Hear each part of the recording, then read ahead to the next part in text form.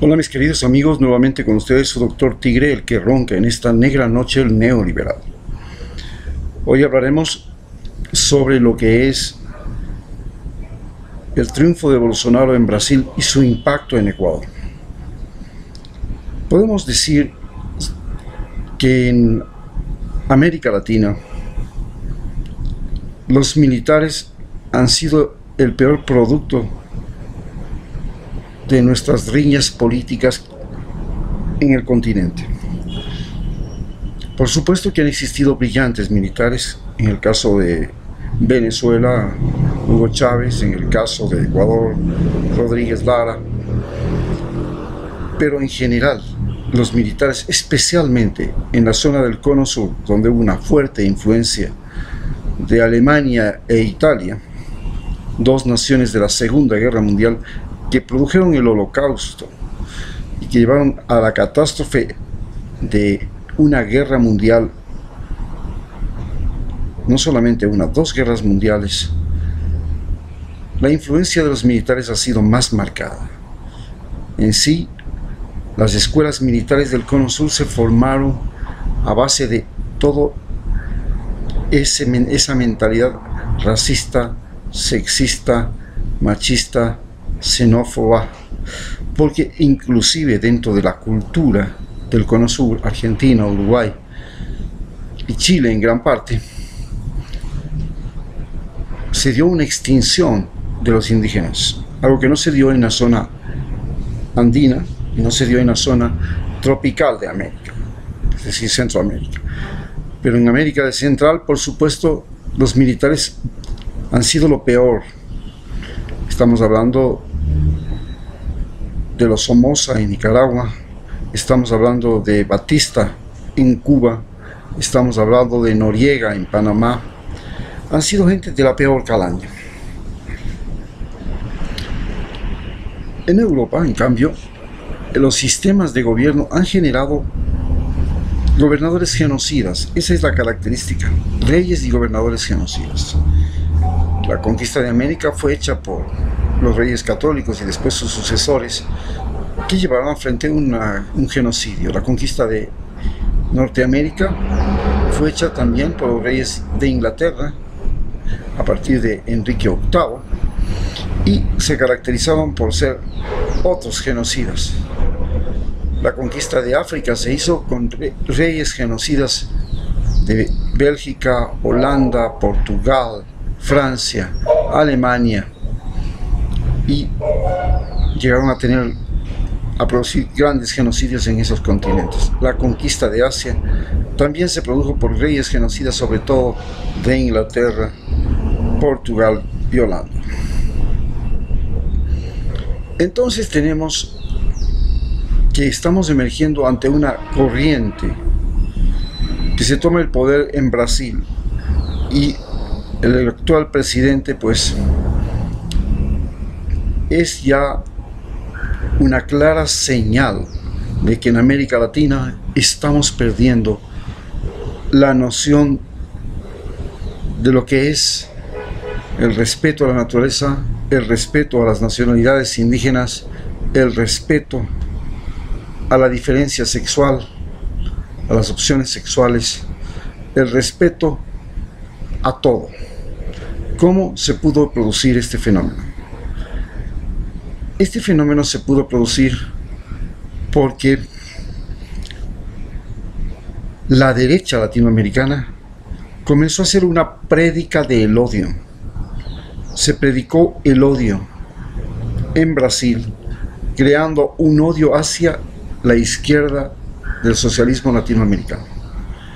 Lo mismo se hizo, el discurso del odio también se preñó y se gestó en Argentina contra Cristina Fernández de Kirchner. En el caso de Brasil, el odio se lo encarnó en Lula, se dirigió hacia Lula. En el caso de Ecuador, se lo ha dirigido hacia Rafael Correa. En el caso de otros gobiernos que todavía no han sido derrocados, como el de Nicaragua, a Ortega, en cambio la prensa internacional ha canalizado todo lo que es el odio. Está dirigida hacia Ortega, hacia Maduro hacia Evo Morales. Esta prédica del odio ha traído como consecuencia que nosotros los latinoamericanos comencemos a sentir que América Latina es un espacio donde ser ciudadano latinoamericano es ser un infeliz con derechos, es decir, un legalmente infeliz ciudadano de nuestros países, y ser migrante es el camino para ser feliz y legal en cualquier país desarrollado. Las migraciones que se están produciendo desde Centroamérica hacia los Estados Unidos nos revelan cómo los malos gobiernos, las taras políticas que vienen desde la colonia, que fueron utilizadas por las transnacionales como la United Fruit en Centroamérica, en el Caribe, como Texaco en Ecuador, como las empresas madereras en Brasil, las empresas ganaderas en Brasil, las transnacionales de la carne, las empresas transnacionales de las siembras de trigo en Argentina, han logrado crear y utilizar este sistema donde lo peor de los seres humanos nos gobierna. Esto evidentemente trae como consecuencia que ya la perspectiva en Ecuador es que el próximo presidente será un militar. Les he señalado a ustedes que el que tiene más posibilidades de serlo es el coronel Luis Hernández, que a diferencia de Bolsonaro no es un simple capitanucho, un capitán cualquiera. Este es un coronel con las mejores calificaciones, graduado en la Escuela Real de Londres, un individuo de altísima comprensión social, pero desgraciadamente vinculado a la derecha. Y el gran problema que tenemos es que es la derecha en el mundo la que ha generado las mayores olas de asesinatos, crímenes y violencia en América Latina. Entonces tenemos, por ejemplo, que el asesinato, crimen y violencia generado en la Segunda Guerra Mundial por Hitler y Mussolini, después fue seguido por Lenin. En el caso de América Latina, los asesinatos más fuertes fueron los que produjeron Pinochet, los militares de Argentina, los militares de Brasil y los militares de Uruguay. Sumado a esto, otro militar que es leyenda de lo que es la brutalidad latinoamericana, el presidente de Paraguay, Stroessner. Esta es la perspectiva que se ve ahora ante el triunfo de Bolsonaro en América Latina. América Latina se va a convertir ahora, por supuesto, en la tierra de la guerra. La guerra ya no es posible prácticamente en Europa, porque una guerra en Europa significa una guerra nuclear. Peor aún, ahora que Estados Unidos ha decidido apartarse del Tratado de Limitación de Armas Nucleares. Entonces las guerras, cuando no pudieron ser en Europa después de la Segunda Guerra Mundial, se trasladaron primero al Asia, donde la Revolución China produjo 120 millones de muertos, y luego se trasladó a África, donde hasta toda la década de los 60, de los 70, hasta entrar a los 80 y hasta la actualidad, no ha parado de ser un reguero de sangre. Durante mucho tiempo, América Latina fue el continente de la paz, pero este continente de la paz ha comenzado ya a vivir su deterioro. México se ha convertido en un estado de guerra civil interna, Colombia se ha convertido en un estado de guerra civil interna, Venezuela en un estado de guerra civil no armada, no declarada, pero con un fuerte efecto migratorio, porque las guerras civiles, las guerras en general, se caracterizan o se manifiestan por los efectos migratorios.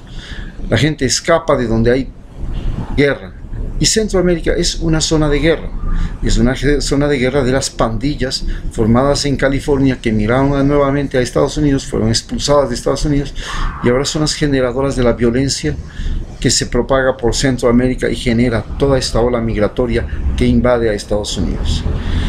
La perspectiva de Brasil, que es el país que ha sido el país que más daño ecológico ha producido al mundo en sus gobiernos anteriores, porque es el país que más ha deforestado en el planeta Tierra, se ve ahora multiplicada con la presencia de la extrema derecha neofascista que se propaga por el mundo.